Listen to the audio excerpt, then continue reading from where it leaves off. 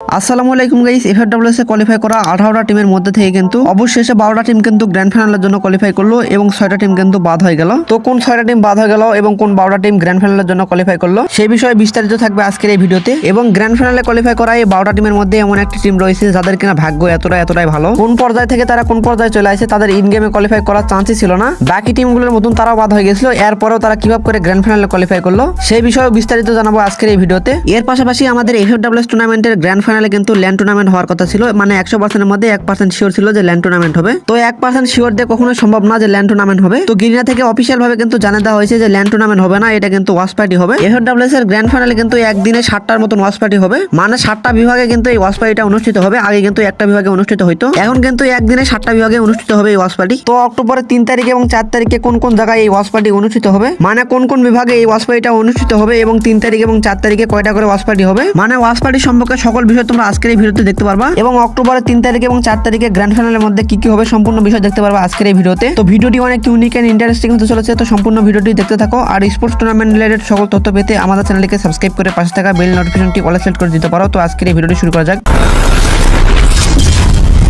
Guys, প্রথমে আমরা FFWS এ বাদ পড়া 6টা টিমকে নিয়ে কথা বলবো। টেনশা sports, team infinity, star heart sports, nova night, from the future, euro unit. তো এই 6টা টিম কিন্তু কালকের দিনে বাদ পড়ে যায়। তো এখানে দেখো, এখানে যে 6টা টিম বাদ পড়ছে এদের মধ্যে কিন্তু অধিকাংশ টিমই অনেক ভালো টিম এবং অনেক ডমিনেটিং টিম, এদের কিন্তু বাদ পড়ার কোনো কথাই ছিল না। এখানে নোভা নাইটকে দেখো, নোভা নাইট তো ইন গেমের মধ্যে সবার প্রথমে কোয়ালিফাই করছে এবং টুর্নামেন্ট গুলোতেও কিন্তু অনেক ডমিনেট করে খেলছে। নোভা নাইটে কিন্তু এখানে কোয়ালিফাই করার কথা ছিল, কিন্তু তারপরেও তারা এখানে কোয়ালিফাই করতে পারে নাই। তো নোভা নাইটের জন্য এটা খুবই ব্যাড লাকের একটা বিষয়। তো এই যে 6টা টিম গ্র্যান্ড ফাইনালের জন্য কোয়ালিফাই করতে পারে নাই, তোমাদের উদ্দেশ্যে একটা কথা বলি, দেখো স্পোর্টসটা একটা হার জিতের খেলা, এখানে কেউ হারবে কেউ জিতবে, এটাই স্বাভাবিক। আর তোমরা তো এই 18টা টিমের মধ্যে এমনি কোয়ালিফাই করো নাই। বাংলাদেশের হাজার স্কোয়াড কিন্তু এই ইন গেমের মধ্যে কোয়ালিফাই করার চেষ্টা করতেছিল 18টা টিমের মধ্যে, তারা কিন্তু কেউ পারে নাই কোয়ালিফাই করতে, তোমরাই কিন্তু পারছো। তো এই 18টা টিমের মধ্যে কিন্তু কোয়ালিফাই করা মোটেও সহজ কাজ ছিল না, এরপরে তোমরা কোয়ালিফাই করছো। তো তোমরা নিজেকে কখনোই দুর্বল ভাইবো না, ছোট থেকে মানুষ বড় হয়। তোমাদের জন্য অনেক শুভকামনা রইল, তোমরা যেন সামনে টুর্নামেন্ট গুলোতে এর থেকে ভালো কিছু করতে পারো। এটা তো শুধু সামান্য টুর্নামেন্ট, সামনে আরো অনেক বড় টুর্নামেন্ট আসতেছে বাংলাদেশের জন্য।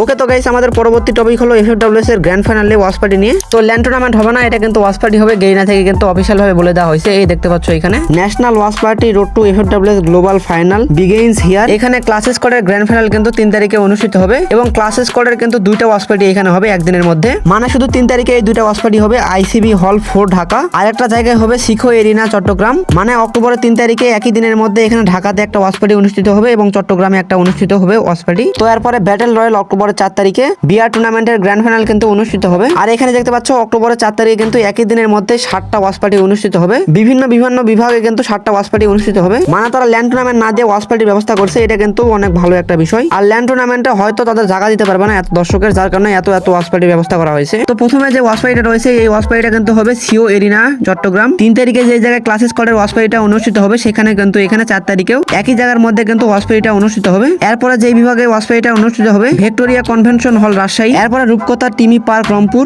এরপরে ফারোয়ে মূর্তিপর্স হল খুলনা, এরপরে জামালপুর ময়মনসিংহ, এরপরে সুনামগঞ্জ শিল্পখানা একাডেমি সিলেট, এরপরে বরিশাল শিল্পকলা একাডেমি বরিশাল। তো এই ওয়াচ পার্টিটা কিভাবে করে অনুষ্ঠিত হয়েছে তোমাদের আমি একটু বলি। এফএফডব্লিউএস টুর্নামেন্টের একদম শুরু থেকে যেই বিভাগে এই ওয়াচ পার্টিটা অনুষ্ঠিত হয়েছে সেই বিভাগে কিন্তু আবারও 4 তারিখে এই ওয়াচ পার্টিটা অনুষ্ঠিত হবে। তো ল্যান্ড টুর্নামেন্ট ভালো হবে নাকি ওয়াচ পার্টিটা ভালো হবে তোমরা কমেন্ট করে জানাও যে ল্যান্ড টুর্নামেন্ট ভালো হবে নাকি ওয়াচ পার্টি এর থেকে বেটার হবে। আমার মতো সম্ভবত ওয়াচ পার্টিটাই ল্যান্ড টুর্নামেন্ট থেকেও বেটার হবে, কারণ প্রথম দিকের ওয়াচ পার্টিটা কিন্তু সেরকম রিসোর্ট না খুঁজে পাওয়ায় পার্কের মধ্যে কিন্তু বড় বাঁশ টাস টাঙ্গে কিন্তু ওয়াচ পার্টিটা অনুষ্ঠিত হয়েছিল। তো এই 4 তারিখে কিন্তু এরকমটা হবে না, এটা কিন্তু সম্পূর্ণ ভিন্ন। 4 তারিখে যে ওয়াচ পার্টি গুলো হবে এই ওয়াচ পার্টি গুলো কিন্তু সম্পূর্ণ হলের ভিতর হবে, মানে স্পেশাল যাকে বলে স্পেশাল ভাবে কিন্তু ওয়াচ পার্টি গুলো হবে, এসি তার সাথে থাকবে। এর আগে যে তোমরা ওয়াচ পার্টি গুলো দেখছো এর থেকে কিন্তু স্পেশাল হবে গ্র্যান্ড ফাইনাল ওয়াচ পার্টি গুলো। ওকে, তো আমরা এখন নেক্সট টপিকে চলে যাই। নেক্সট টপিক হলো এফএফডব্লিউএস এর গ্র্যান্ড ফাইনালে কোন কোন টিম কোয়ালিফাই করলো এবং কোন সে ভাগ্যবান টিম এফএফডব্লিউএস এর ইন গেমে কোয়ালিফাই করার চান্স ছিল না, তাও তারা এফএফডব্লিউএস এর ইন গেমে কোয়ালিফাই করে এবং গ্র্যান্ড ফাইনালে উঠে যায়। তো কালকের দিনে কিন্তু এই 6টা টিম গ্র্যান্ড ফাইনালের মধ্যে উঠে যায়। Team DK, team Bangladesh top 1, team NDT, team T god এবং টিম 2xd এবং টিম ফ্যাংস। তো আমরা এখন ফাইনালিস্ট টিমটা দেখে নেব যে কোন 12টা টিম গ্র্যান্ড ফাইনালের জন্য কোয়ালিফাই করলো এবং কোন 12টা টিম 4 তারিখের গ্র্যান্ড ফাইনাল খেলবে। ওকে, তো আমরা এখন ফাইনালিস্ট টিমটা দেখতে পাচ্ছি red hawks, reflex unit, red clip, noxious, blaze, job breakers, unique legend, team DK, Bangladesh top 1, team NDT, team 2xd, team T god এবং টিম ফ্যাংস। এই 12টা টিম কিন্তু গ্র্যান্ড ফাইনালের জন্য কোয়ালিফাই করছে।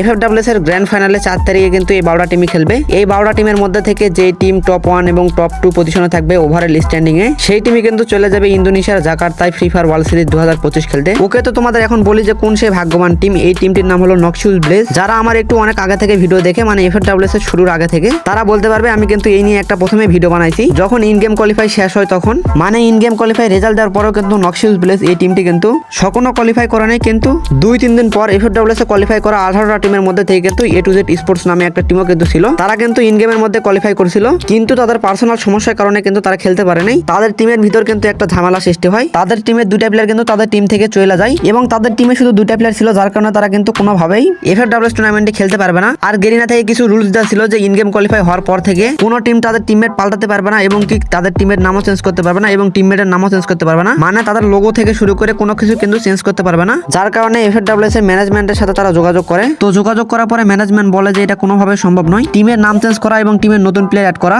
তো তারা জানে যে তারা 2টা প্লেয়ার নিয়ে খেলতে পারবে না, যার কারণে তারা নতুন প্লেয়ার এখানে অ্যাড করে এবং তাদের টিমেরদের এখানে নাম চেঞ্জ করে, যার কারণে কিন্তু তাদের গেইনা পার্মানেন্ট ভাবে ব্যান করে দেওয়া হয়। তো এরপরে কিন্তু 21 নম্বরে ছিল নকশিউল ব্লেজরা, যার কারণে কিন্তু নকশিউল ব্লেজরা ইন গেমের মধ্যে চান্স পাওয়া যায়। আর ইন গেমের মধ্যে চান্স পাওয়ার পরে কিন্তু তারা প্রচুর পরিমাণে পরিশ্রম করে। এরপরে কিন্তু দ্বিতীয়বারে তারা গ্র্যান্ড ফাইনালের মধ্যে চলে যায়। তো আজকে এই ভিডিওটি দেখে সম্পূর্ণ বিষয় আশা করি বুঝতে পারছো তোমরা।